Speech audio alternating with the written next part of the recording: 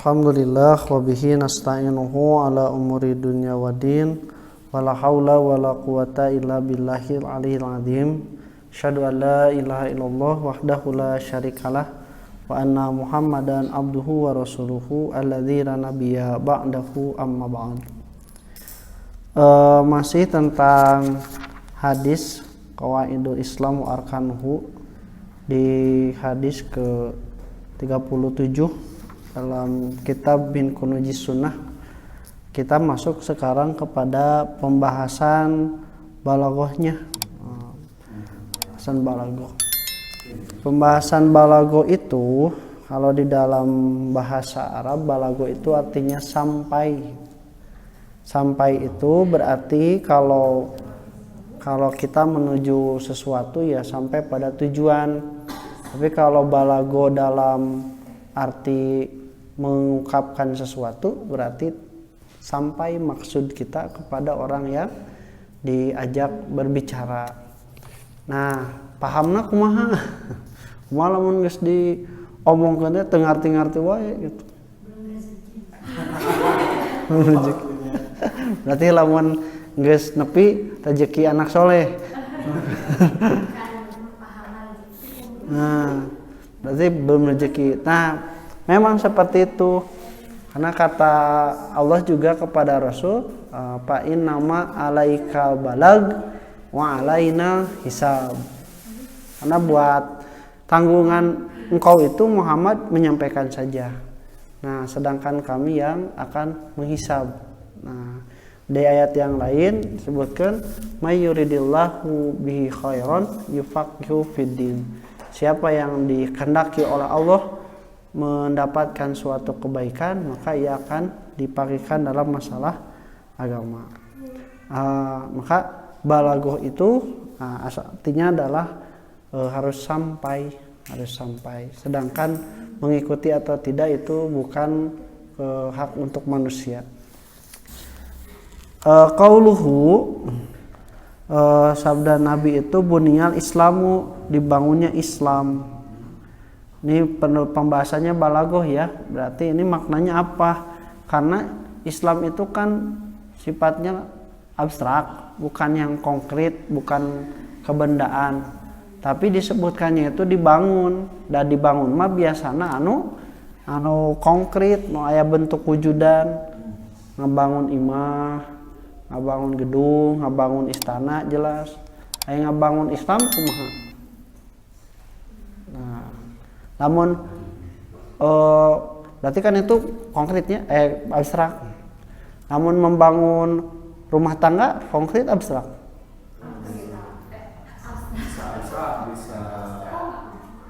Rumah tangga, mun aya rumah jeung tanggaan. Namun artina rumah tangga teh rumah aya tanggaan konkret. Namun rumah tangga dalam artian menikah, nah eta mah berarti abstrak gitu. Kenapa diibaratkan membangun Islam itu dengan sebuah bangunan, gitu. Jadi kan teu kaharti kudu nama ngabangun Islam teh sebab Islam abstrak. Tapi supaya dapat dimengerti bahwa diisyaratkanlah dengan sebuah bentuk bangunan, mereka arti. Sebab tujuan dari menyamakan itu supaya lebih dekat pemahamannya dan juga supaya mendekatkan dari makna-makna yang jauh. Nah, makanya didekatkan. Berarti lamun mengilustrasikan sesuatu itu harus yang sudah dipahami oleh mustami atau mukhatab yang sudah diajak, sudah paham dengan apa yang kita bicarakan. Contoh misalnya tanya,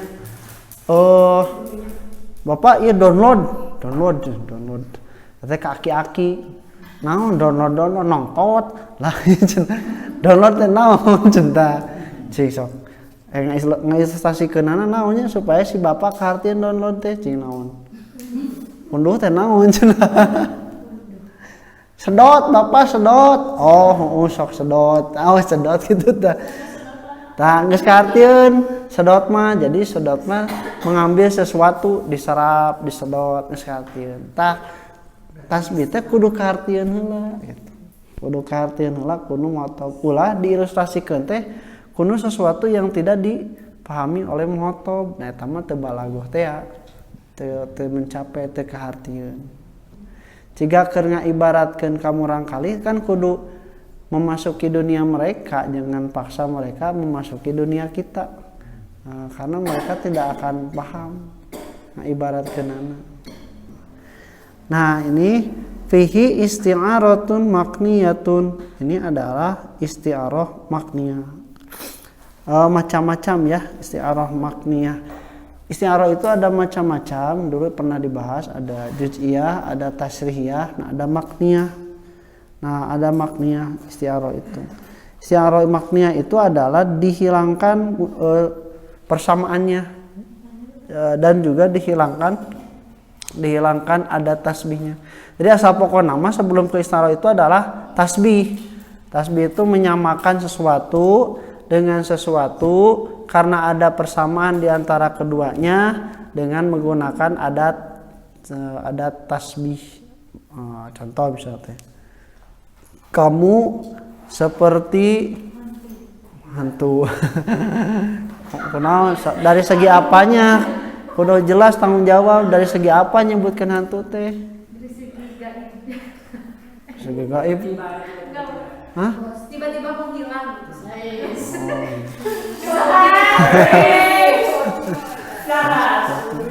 Cana sarwana tiba-tiba menghilang. Curhat. Atau sederhana, kamu seperti singa dalam apa? Dalam pemberaniannya, dalam keberaniannya. Nah, kamu musabah singa, musabah bi seperti singa, itu keberanian, wajhu sibah titik persamaan seperti ada tasbih. Nah, itu lengkap, tasbih lengkap mah gitu. Ada musabah, musabah bi, kemudian wajhu sibah dan juga ada tasbih. Ini sebutkan kieu misalnya tanya kamu seperti kamu singa. Ngambek moal. Kunaon? Biasa nama taranya. Tapi lamun kamu monyet, ngambek teu? Nama kayak ngambek. Eta kuduna ditingali heula ieu teh wajhu sibahna naon? Wajhu sibahna kamu seperti monyet dalam kelincahannya. Eta ngambek moal. Jadi monyet kita goreng kabeh. Nah, lamun menyebutkan kamu seperti monyet wajahnya, ngambek eta mah. Emang ngehina. Kamu eta. Jadi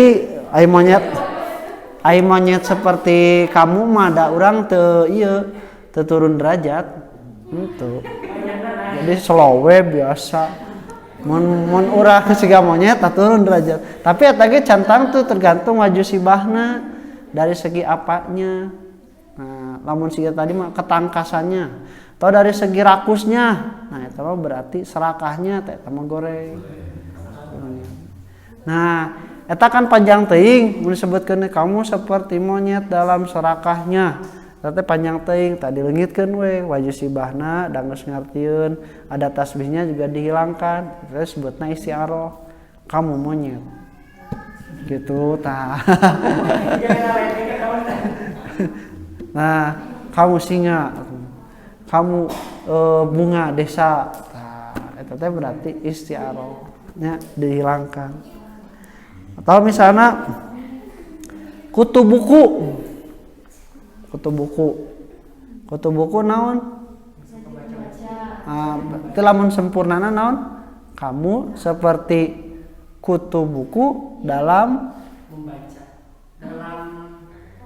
Dalam naon? Emang kutu sok maca? Dalam apa? Dalam dekat dengan bukunya gitu. Murenanya disebut we kutu buku. Nah, itu teh disebutnya isti'arah. Di urang mah yang paling mendekat itu kalau di bahasa Indonesia metafor. Jadi majaz, metafora. Nah, itu ungkapan yang mengungkapkan sesuatu dari yang konkret dengan sesuatu yang usang. Nah, tasbih mah itu kadang tidak semuanya seperti itu. Kadang menyerupakan sesuatu yang konkret dengan yang konkret. Jika tadinya kamu seperti singa dalam keberanian gitunya. Tapi ada juga terkadang mah disebutkan dalam sesuatu yang tidak konkret. Kamu seperti cahaya. Cahaya kan tidak konkret. Nah, dalam menerangi, nah itu ada juga kadang tasbih itu mengundang sesuatu yang akli berupa pemahaman akal bukan hissi begitu. Ada lagi contohnya apa kira-kira? Sama seperti Bulan mah berarti ya nu hissi eta mah katingali konkret jelas.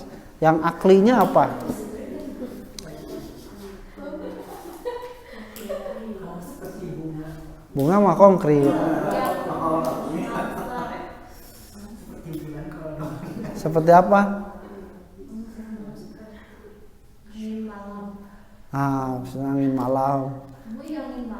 Kamu seperti cahaya, kamu seperti kegelapan, artinya Ayahmu seperti malaikat. malaikat gaib. Isi. Nah jadi ya tanya menyerupakannya itu disebutnya istiarah makniyah. Nah istiarah makniyah itu adalah disebutkan tadinya bahwa tidak disebutkan wajibah dan musababina. Nah faqad sabaha Islam, nah bibinain samihin, maka sudah disamakan diserupakan Islam itu dengan bangunan yang mulia. Qoma ala asasi wadaimi matinatin, yang dibangun atas asas dan benteng yang kokoh. Fadzakara musabbaha, maka disebutkanlah musabah. Watawa, dan diringkas tidak disebutkan dikri musababi, musababinya tidak disebutkan. Tah imah geus isti'arahna teh makna mah nepikeun ka musababina teh disebutkeun. Ya samanya. Kamu seperti singa dalam keberaniannya. Oh panjang teh cenanya. Dalam keberanian leungitkeun. Ada tasbihna leungitkeun. Kamu singa. Nah makna mah singa nanti kamu nage dileungitkeun. Singa gitu. Itu sampai dihilangkan seperti itu. Wa yazuju, dan boleh juga an yakuna isti'aratun tamsiliyatun, dan boleh juga digunakan isti'arah tamsiliyah yang menyerupakan. Wa dzalika bi an yumassalal Islam, karena Islam diserupakan ma'a arkanihil khamsati, bersama rukun-rukunnya yang 5, bi khibain aw fistotin, serupa dengan kemah atau dengan neraca. Ukima ala khamsati madatin, yang dibangun berdiri atas 5 tiang. Minha arba'atun qasiratun fil atrofil arba'ati, di antaranya ada 4 tiang yang pendek, di ujung-ujungnya yang 4. Kemudian wa minha wahidun ala wasati, dan di antaranya ada 1 yang berada di tengah, wahwa kutubu rohaha, yaitu poros puncaknya. Bihaisu law saqata hadal umudu, kalau sebagaimana kalau jatuh tiang yang ini, al ausatu yang tengah, saqatatil khaymati, khaymatu, maka akan jatuhlah kemah tersebut. Wajala anha ismu baiti wa suratuhu bil kulliyati, dan juga akan hilang nama sebutan rumahnya dan juga bentuknya yang menyeluruh. Jadi cenah diibaratkeun teh seperti tiang kemah. Kemah teh aya 4, tiangna nu parondok 1 2 3 4. Tah di tengah mah eta naon? Porosna. Kemah teh jadi di luhur tiangna nu tengah. Kalau ini 1 jatuh masih katingali keneh bisa berdiri, nu lain bisa menyangga. Bahkan kalau sampai 4 oge eueuh masih keneh katingali ngan teu sampurna hungkur kemah teh gitu. Tapi kalau yang tengahnya ini yang runtuh, maka teu mangrupa, mau bisa katutupan sanajan ini yang 4 masih berdiri. Tah gitu. teu berguna. Jadi teu siga kemah deui. Nah, itu diibaratkan dengan Islam. Nah, wa huwa kalimatut tauhidi, dan poros yang tengah itu, tiang yang tengah itu adalah kalimat tauhid. Syahadatu an la ilaha illallah wa anna muhammadan rasulullah, yaitu bersaksi bahwa tidak ada Tuhan selain Allah dan Nabi Muhammad utusan Allah. Wal arkanul arba'atu, dan rukun-rukun yang 4 itu wahya da'aimu adalah bangunan-bangunan alati tasnudul baitu, yang bersandarlah rumah tersebut. Nah, jadi gitu. Ya as-salatu, salat, wa zakatu, dan zakat, wa saumu, dan saum, wal hajju, dan juga ibadah haji. Nah, kitunya kieu mun orang masih kena bersahadat, masih beriman pada Allah Subhanahu wa taala, teu salat, teu zakat, teu saum, teu ibadah haji, dia itu berdosa, tapi dia itu beriman. Mata kunaon make abus ka neraka heula, sabab dia itu beriman. Ai anu kafir mah ka neraka langsung, tidak akan keluar lagi karena tidak beriman. Ayeuna lamun misalnya tidak beriman pada Allah, terus we misalnya teh salatna teh nanaonan. Nah, seperti ketika seseorang non muslim rek ngabangun masjid. Menang tuh. Menang? Kunaon? Orang kafir bade ngabangun masjid wios. Lamun orang kafir ngiring ka masjid wios. Boleh. Wios, tapi asli ditanya heula nya.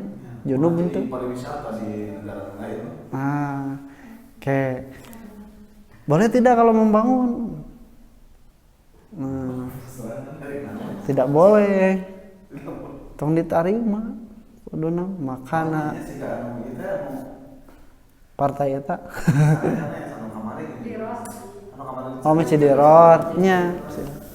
Nah gini sebutkan makana li musyrikina ayak muru masajidallah. Tidak layak bagi orang musyrik itu memakmurkan masjid Allah. Karena apa? Termasuk memakmurkan itu adalah membangun. Masuk kalau misalnya rek ngayakeun renovasi masjid misalnya teh, terus orang kafir teh ngilu nyumbang entong ditarima. Kenapa? Karena kita tidak tahu itu diambil dari harta yang halal atau tidak. Namun ngilu ngaji baik. Baik, tenang ngilu ngaji mah sugan weh jadi jalan menang hidayah. Padahal mah justru leuwih palalinter teh anu orang kafir disubah heula mah. Orang kafir itu apa? Kena tafsir Al-Qur'an. Tuh, sa Ahmad Warson, Munawir. Mun eta saya Ahmad Warson ya, Munawir. Nah, itu juga membuat sesuatu yang lebih ini daripada orang muslim. Tiap-tiap zaman Rasulullah ada seorang yang bernama siapa itu teh Al-Walid bin hadis Walid bin Mughirah. Jadi Walid teh sahana Mughirah. Nah, Walid gaduh putra saha? Khalid bin Walid bin Al-Mughirah. Nah, Walid teh itu terkenal sebagai orang yang jelek perangaina lah. Lupikeun ku Al-Qur'an, ku Allah disebutkeun sifat gorengna teh 10. Walid teh 10 sifatna bayangkeun. Itu ada dalam surat Al-Qalamnya. La tuti kullahalab bimahin hamazim masa'im bin namim mana'il ghairi mu'tadin mutulim. Gitu. Tawas tak dugi ka janim sifat mah 10 kana tong dibahasnya kewe ada bating. Ngaku teh si Walid teh pas disebutkan ku Muhammad teh cenah oh eta teh nyebutkeun urangnya catuhnya. Cenah. Nya bae urang ngaku tah anu salapan mah tapi anu kahiji tah anu terakhir saya teu ngaku. Nu mana? Eta nu zanim. Apa zanim itu? Orang yang mengaku-ngaku berasal dari suatu kaum padahal mah bukan termasuk kaum itu. Naon cenah saya ngaku-ngaku naon kan saya teh kaum kaum saya.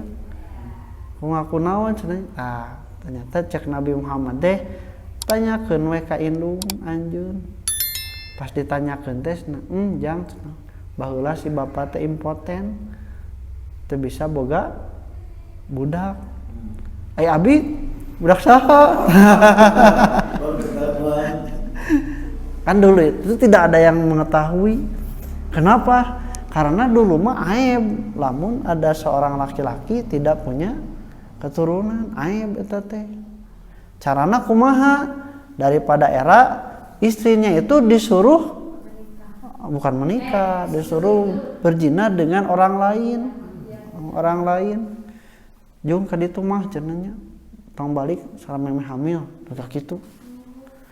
Ternyata jeung saha? Saha merenya geus mangi jeung tukang ngangon domba. Ternyata si wali teh anak tukang ngangon domba. Amugirah teh gitu. Nah, ternyata Al-Qur'an itu mengatakan yang benar. Padahal itu teh ditutup-tutupi. Ini bukti kebenaran Al-Qur'an. Tuh orang kafir ge apaleun tafsir. Apaleun tafsir. Nah, kemudian sampai mana ya tadi teh? Oh eta. Iya nya di itu saksi. Nah, dia tidak akan berguna bermanfaat orang musyrik itu kalau sudah hilang. Kalau murtad hilang syahadatnya. Tapi kalau syahadatnya masih ada, teu salat dosa, teu zakat dosa sajabi. Nah, ini salat, zakat, saum dan juga ibadah haji. Fabihusuliha yakmulu bina'u, maka dengan 4 perkara ini bangunan itu berdiri tegak dan juga sempurna. Ketingali lama kitunya. Watatimu manfaat, dan manfaatnya juga sempurna. Sabab lamun misalna nu opat tiang eta teh berdiri tegak kan lega bisa memberikan. Tapi lamun misalna eta roboh kan ngukur kitu ngarang bae ka handap istilahna. Nah, wa ma ajmaluhu min tasbihi tamsili ra'iin. Oh, dan alangkah bagusnya perumpamaan yang menyerupakan ini yang terpelihara. Qauluhu, firman Allah ya firman. Sabda Nabi Muhammad SAW, wa iqamis sholati, dan mendirikan sholat itu atlaqa sholata, dimutlakan sholat itu atau beliau memutlakan sholat, wa aroda biha sholawatil khamsa mafrudata, tapi yang dimaksud itu adalah sholat yang 5 waktu. Jadi sholat wajib hungkul maksudnya teh. Jadi penyebutan sholatnya itu adalah dari segi jenis kewajibannya sholat. Bahwa majajun mursalun min babi itlaqil ba'di wa iradatil kulli, itu termasuk juga dari majaj mursal. Majaj mursal itu adalah yang di sini bagiannya menyebutkan sebagian tapi yang dimaksud seluruhnya. Di sana iqami sholat lain dengan ukur hiji sholat nanti, tapi sholat yang 5 waktu. Seperti bahasa kita, mana sih dawang teka tingali irungna ge acan tah. Da mungkin irungna hungkul ka dieu. Maksudna mah kabehanana gitu. Kabehanana. Teh majaz mursal alaqohna teh alaqoh ba'diyahnya wa iradatil qul. Kema aya tibalik disebutkeun kabehanana, tapi yang dimaksud itu sebagian. Seperti apa ya contohnya?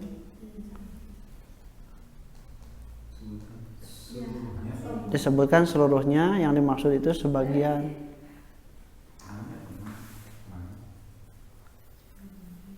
Oh, nyeperkeun atuh. Nah, wa fi lafdi iqami, dan pada lafaz iqam itu ada isyaratun ila ityani bi sholati ala wajhil kamili, adalah mendatangkan salat itu dengan cara yang sempurna. Jadi kalimat koma yakumu mah mendiri, tapi kalau akoma yukimu Artinya itu bukan berdiri tapi melaksanakan sesuatu dengan sempurna. Dengan sempurna. Bisyurutiha dengan syarat-syaratnya, wa khusyu'iha dan kehusuannya, wa adabiha dan juga adab-adabnya, wa mawaqitiha dan juga waktu-waktunya. Eta nu diperintah ku Allah mah lain salat tapi menyempurnakan salat. Karena kalau sholat saja tanpa menyempurnakannya juga akan tetap diancam oleh api neraka wail. Tak kalau misalnya sholat itu sempurnanya sampai dia kadi angkat Allahu Akbar. Namun kieu hungkut, nah itu tidak menyempurnakan sholat. Mohon isi ge sami kedah kieu da tegak gitulah Allahu Akbar. Kemudian ketika ruku sempurnakan pegang kedua lutut, ini juga datar. Nah, kemudian ketika sujud dengan tujuh tulang, tete kudu karasa tegak. Itu menyempurnakan sholat. Kemudian juga bacaannya dibaca. Kemudian juga menyempurnakan kehusuannya. Nah, itu maksud dari iqamis sholat. Wa hada huwa syirrun fit ta'biril Qur'ani anis sholati bi iqamati. Ini adalah rahasia tentang takbir ibarat dari Al-Quran untuk dengan bahasa iqamat. Mislu contoh yuqimu nas sholata mendirikan sholat, aqamu sholata, aqimi sholata, al-muqimina sholata. La najidu fil Qur'ani dzikra sholati biduni iqamah. Kita tidak mendapatkan perintah untuk sholat di dalam Al-Quran kecuali pakai kalimat iqamah. Kalau ada itu berarti bukan sholat yang dimaksud dengan dimulai dari takbir salam, tapi sholat dalam artian doa seperti washolli alaihim inna sholataka sakanun lahum. Atau juga dalam innallaha wa malaikatahu yusholluna ala nabi. Nah, eta teh maksudnya adalah doa, bukan merupakan perintah sholat yang dimaksud. Kemudian di ana maksuda huwa as-sholatu khasyiatu munibatu. Karena yang dimaksud adalah sholat yang khusyuk dan juga membuat kita itu kembali kepada Allah. Alati tu'ti thamratuha yang akan diberikan buah dari mendirikan sholat itu kama qala subhanahu seperti firman Allah wa aqimis sholata dan dirikanlah oleh kalian sholat inna sholata tanha anil fahsya'i wa munkar. Sesungguhnya sholat itu mencegah perbuatan keji dan mungkar. Bagaimana caranya sholat mencegah perbuatan keji dan mungkar? Itu nanti dicari aja di YouTube. Di YouTube saya cari cara sholat mencegah perbuatan keji dan mungkar. Sebab panjang deh, eta ge setengah jamun. Warna buahna eta gitu. Ngan carana kumaha? Yang ketiga, ita zakat dan mengeluarkan zakat fihi hadfu ahadi maf'ulaini li ilmi bihi. Dihilangkan salah satu maf'ulnya karena sudah diketahui. Li anna ita mu'ata'addin ila maf'ulaini, karena kalimat ita ata itu muta'addi membutuhkan maf'ul tapi dua maf'ulnya. Wa takdiru dan takdirnya itu wa ita izakati li mustahiqiha. Nah, itu ada yang maf'ul satunya zakat, yang maf'ul keduanya mustahiq. Nah, karena zakat itu sudah ada mustahiknya, sudah diketahui, diringkas saja, dihilangkan, maka cekape wa itaiz zakat. Nah, kalau aqoma sholat maka tidak maf'ul ini itunya, tapi dia itu maf'ulun wahid cukup, jadi tidak ada yang dihilangkan. Papihi ijajun, ini adalah bentuk ijaj. Ijaj itu meringkas, bil hadbi dengan menghilangkan. Nah, tanya qauluhu, kemudian keempat wal haju dan haji fihi hatu aidon, itu juga ada yang dibuang, bahwa majajun bil harfi, yaitu juga majaz dengan menghilangkan. Yakni kalimat pokoknya itu wahajja baitillahil atiki wahijun. Dina di dieu mah atopna kana wahajinya, wahaji berarti wahaji baitillahil atiki, dan berhaji ke Baitullah al atik. Atik teh tua kuno. Antik nyamper. Atik. Nah di Baitul Atik itu rumah ibadah pertama di dunia itu Baitullah, sebutnya Baitul Atik. Wa alif wa lam fihi badalun minal mudhof ilaihi, dan alif dan lamnya itu badal dari mudhof ilaih. Nah, kata sebagian tasawuf itu orang yang beribadah haji itu mencari Allah, tapi tidak semuanya yang beribadah haji menemukan Allah. Nah, tidak juga, ini justru ayat tentang haji itu adalah ayat untuk orang-orang yang tidak bisa haji. Ya kan ayat walillahi ala nasi hijul baiti manis tatoa ilaihi sabila. Tete ayat keur anu henteu bisa haji. Nah, karena tidak bisa haji, kata sebagian tasawuf itu, kalau misalnya kita tidak bisa mendatangi Allah, maka undanglah Allah ke rumah kita. Nah gitu. Padahal Allah sudah tiap sepertiga malam terakhir juga turun tete keur datang ke orang. Dan diundang itu adalah dengan melakukan amalan-amalan soleh, beribadah, baca Quran, berdoa kepadanya. Itu akan mendatangkan Allah dalam bentuk pertolongan, dalam bentuk ketentraman gitunya. Anu kadang mah justru orang-orang itu hoyong tenang teh harus pergi ke Baitullah gitu.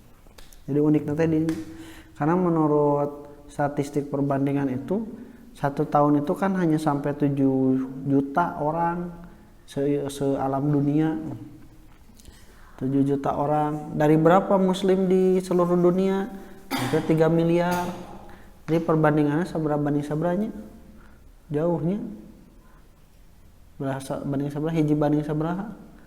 7 70 700 7.000 7 nanti. Wah, lo bakanya. Nah, perbandingannya gitulah. Jadi 1 berbanding berapa orang yang berkesempatan ibadah haji. Nah, itu pembahasan tentang balaghahnya, jadi supaya memudahkan makna pada kita bahwa rukun Islam itu seperti bangunan. Bangunan itu akan berdiri tegak ketika semua pondasinya berdiri. Nah, pondasi yang paling penting itu adalah pondasi syahadat. Ketika syahadatnya hilang, maka pondasi yang lain tidak akan berfungsi. Bahkan secara jelas mah ketika syahadatnya hilang, dan mau adaikeun atuh zakat, infak, mau adaikeun saum, mau adaikeun ibadah haji, nah da teu iman kitu nanaon. Nu iman oge loba nu teu zakat, teu salat gitu. Ieu nu tos teu iman piraku rek salat rek zakat, lamun dikesakeun aya tanda tanya naon tujuanana gitu. Nah, oleh karena itu digambarkan seperti bangunan. Nah, tadi dikatakan walaupun digambarkan seperti bangunan, kalau yang lain itu tidak dikerjakan, yang 4, maka itu hanya mengurangi kesempurnaan manfaat dari bangunan tersebut, tapi tidak meruntuhkannya. Jadi angger salila ngaku keneh iman ka Allah, iman ka Nabi Muhammad mah sanajan tara salat ge masih keneh Islam. Aing mah mabok-mabok ke Islam, contoh gitu. Nya tuh nah make mabok emannya Islam mah pernah dibalikkan gitu. Ya. Jadi itu pembahasan tentang rukun Islam. Baik, kita cukupkan untuk kesempatan kali ini. Insyaallah kita lanjutkan minggu depan ke satu adabinya ya, penjelasan tentang nilai-nilai yang bisa kita ambil untuk kehidupan sehari-hari kita. Aku qouli hadza wa astaghfirullaha li wa lakum. Assalamualaikum warahmatullahi wabarakatuh.